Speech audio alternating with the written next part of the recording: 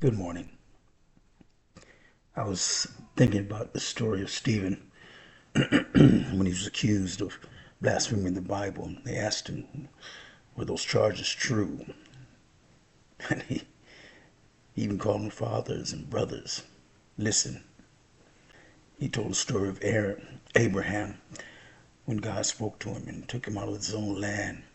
And when his father died, he moved him, told him to go to Israel.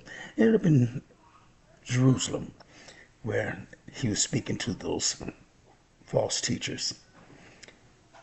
And he cried out to them, testifying of Isaac and Jacob and how the 12 patriarchs were brought in and sold their brother Joseph to Pharaoh from Dead Sea. And the Pharaoh found favor with Jacob because God was with him. And he had wisdom. He was educated. So he ruled the Egyptian land. After 7 good years and 7 bad, famine rose, and Israel, who was Jacob, sent his sons to go get some wheat because they found out they had it in Egypt. When they went there was Joseph. And on the second tour, he told them who he was. And the Pharaoh realized that he had family and sent for them. So his father came in a total of 75, I believe. And he ruled. Then when his father himself died, he sent him to Shechem to be buried. After a while, a new Pharaoh came out and didn't care about Joseph. Wasn't nobody. Guess they didn't have history books back then. Anyway, he dealt with them harshly. He made them put their kids out, all the boys, and kill them, let them die. But Moses stayed in his home for 3 months until they put him out, and the Pharaoh's daughter found him and raised him as her own.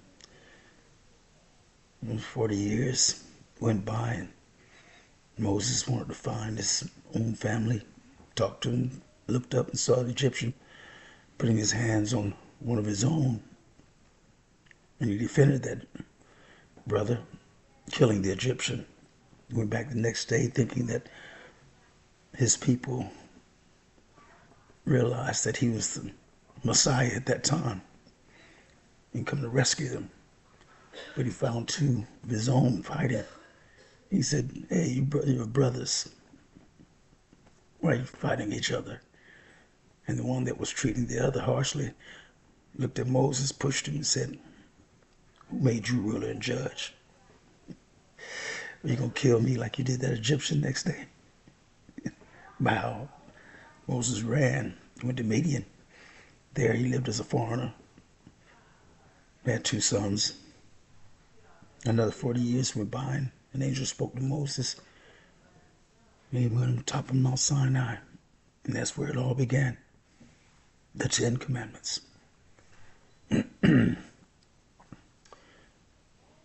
Moses never made it to the promised land. Joshua took over. And there was King David, a man of God's own heart. You try to figure these things out, but God's ways are not our ways. Your ways are not his ways.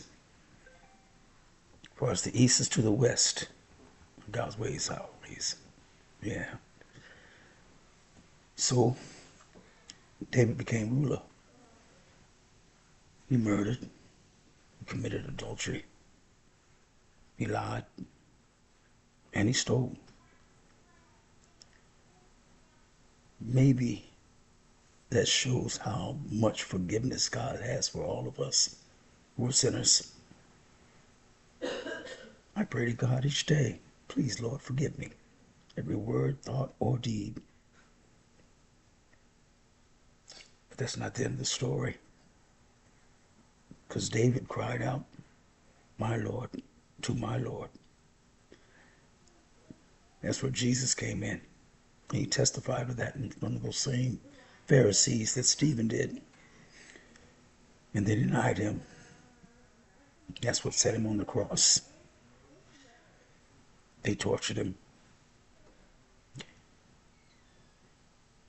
Sent him to Pilate. And Pilate said, do you know that I have the power to kill you? She said, no. Because you know Jesus could have brought down 10,000 angels. But he had to get on that cross. And he went. And he stayed up there, trying to breathe.